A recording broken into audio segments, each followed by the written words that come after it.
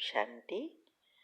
हाँ, कई बार हम प्रश्न के उत्तर में कहते हैं कि आप YouTube पर हमारे चैनल पर जाओ और प्लेलिस्ट में आपको सब कुछ ग्रुप वाइज मिलेगा।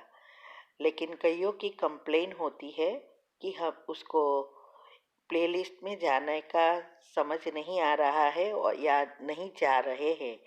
तो उसके लिए मैंने यहाँ विधि बताई है कैसे चैनल खोलनी है और कैसे आप प्लेलिस्ट में जाके चूज़ कर सकते हैं।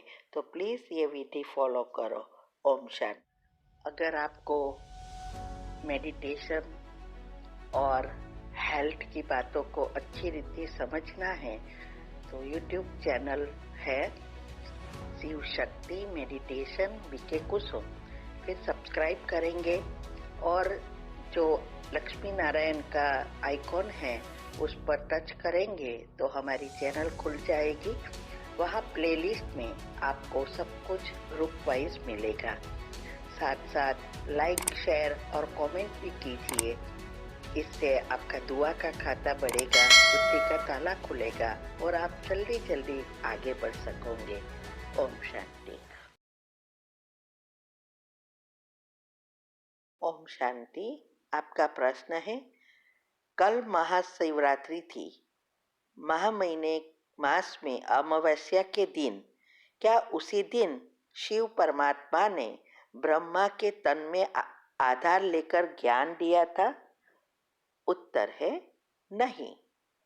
देखो, ये जो भी बातें मुरली में आती है वो हद की नहीं, बेहद की रात की बात है और हर एक हद की चीज बेहद से जुड़ी है। तो ये अमावस्या माना अमास जो है वो अंतिम अंधियारे की अंतिम डे है, माना दिवस है। तो काल एकदम अंधियारी रात है। तो इसीलिए इस सृष्टि रूपी दिन रात जो होती है उसमें भी कलयुग का अंत वो अमावस्या की तरह है।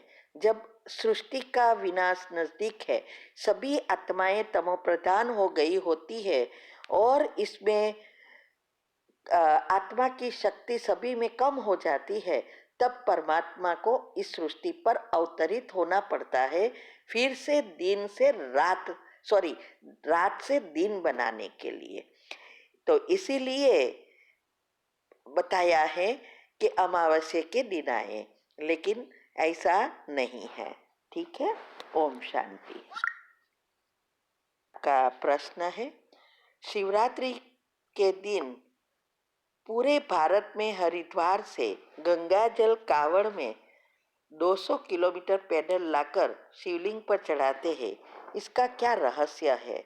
क्यों इतनी मेहनत करके गंगा जल को लाकर शिवलिंग को नहलाया जाता है? उत्तर है, देखो, भक्ति मार्ग में हर कोई भगवान को ढूंढ रहे हैं, चाहे वो साधु संत है, चाहे वो कोई व्यक्ति है। तो ये इसकी सारी रीतें ढूंढ रहे हैं। कोई गंगा में नहाने जाते हैं, कोई कुंभ मेला में भी नहाने जाते हैं, कोई यात्राएं करते हैं, सोचते हैं कि हमारे सब पाप भस्म हो जाएंगे तो भगवान हमें मिलेगा।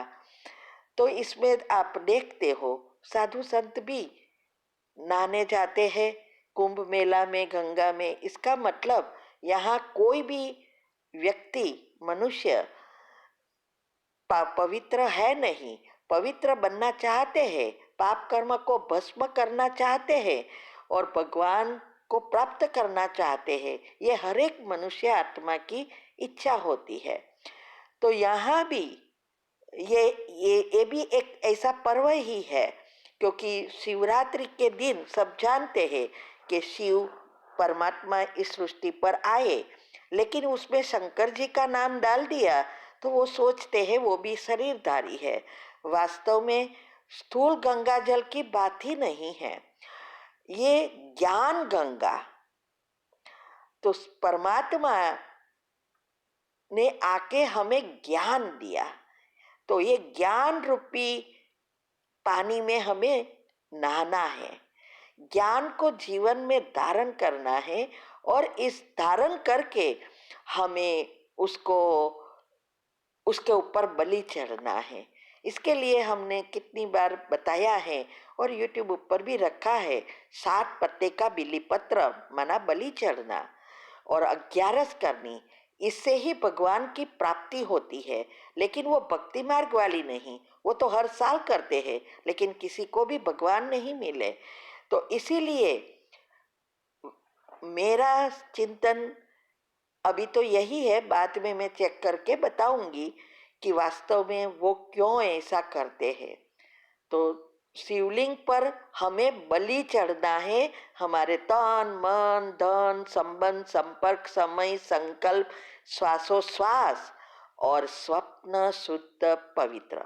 और इसके लिए जरूरी है हमें हमारी जो 11 इंद्रिया है, कर्मेंद्रिया है, उसको वश करना।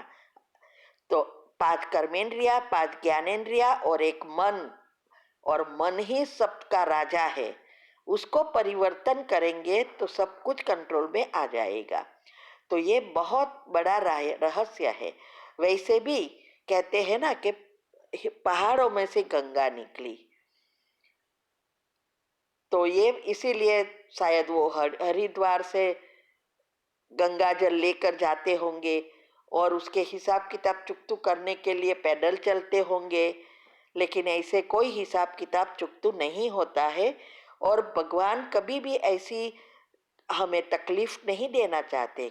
कोई भी माँ बाप हो, अपना बच्चा इतना चले, इतना दुखी हो, भूखे तरसा रहे, खाना ना खाए, हाँ, ये चाहता है? नहीं। माँ बाप तो हमेशा यही चाहता है ना कि वो कम से कम दुख भोगे और जास्ती से जास्ती सुख भोगे। तो यहाँ परमात्मा भी हमारे माता पिता हैं, उसको ये सब जो भी हम कर रहे हैं वो उसको माना दुनिया में भक्ति में हम जो भी दुख भोगते हैं वो उसको नहीं चाहिए। वो तो सिंपल रास्ता बताता है कि इस ज्ञान गंगा जो मैंने बहाई है ब्रह्मा के बुद्धि में, उसके ब्रेन में आकर मैं जो भी ज्ञान देता हूँ उस ज्ञान को ग्रहण करो, अपने मन को परिवर्तन करो और अपने हिसाब किताब चुकतू करो और हम सदा सुखी हो जाओ। परमानेंट सुख देता है। ठीक है। ओम शांति। ओम शांति। आपका प्रश्न है, शिवाचार्य के बाद फिर शंकराचार्य आते हैं। संन्यास भी 2 प्रकार के हैं। यह है सतोप्रधान देवी देवता बनने के लिए संन्यास सहज योग है। तो प्रश्न यह है कि इसमें कहा कि शिवाचार्य के बाद शंकराचार्य आते हैं, तो शिव बाबा तो संगम युग पर ही आया और शंकराचार्य द्वापर में, तो क्यों कहा कि शिवाचार्य के बाद आते हैं? उत्तर है, देखो, वैसे भी संगम युग वो सतयुग के पहले का युग है, इसीलिए ब्राह्मण चोटी कहते हैं। पांव शूद्र है, तो पांव नीचे है और ब्राह्मण चोटी ऊपर है। बाद में आता है चेहरा जो देवताएं है। तो ये इसीलिए ये सृष्टि की शुरुआत करने के लिए पहले शिव आते हैं, तब ये सृष्टि का परिवर्तन होता है। तो इसीलिए कहा कि शिवाचार्य पहले आते हैं। तो हम जो भी पुरुषार्थ करते हैं वो संगम युग पर करते हैं ना। दुनिया वालों के लिए कलयुग है, लेकिन हमारे लिए संगम है, कलयुग और सतयुग को जोड़ने वाला युग, जिसमें परमात्मा स्वयं आते हैं। और इसीलिए इसको कहते हैं, इस युग को हीरे जैसा युग, या ब्राह्मण जन्म होता है वो हीरे जैसा है। देवताओं का सोने का है, हमारा हीरे का है, और द्वापर से जो होता है वो तो तांबा पीतल है। तो सबसे महत्व या सबसे नंबर 1 में जो आता है वो हीरा आता है, और इसकी ही निशानी ब्राह्मण चोटी है। इसीलिए कहा कि शिवाचार्य पहले आते हैं, और तभी तो सृष्टि शुरू होती है। ठीक है, ओम शांति। और हाँ, 2 प्रकार के संन्यास कहा, तो एक है हद का संन्यास, दूसरा है बेहद का संन्यास। हद का संन्यास जो दुनिया में सब साधु संत करते हैं, माना घर बार छोड़ देते हैं, लेकिन मन बुद्धि दुनिया में ही रहेगी। और जब बेहद का संन्यास है जो भगवान आके कराते हैं, वो है हम रहते हैं गृहस्थ में, लेकिन मन बुद्धि से सब कुछ भूलते हैं। यह है बेहद का संन्यास, और बेहद का संन्यास से ही वसुदेव कुटुंब की स्थापना होती है, स्वर्ग की स्थापना होती है। हद के संन्यास से नहीं होती।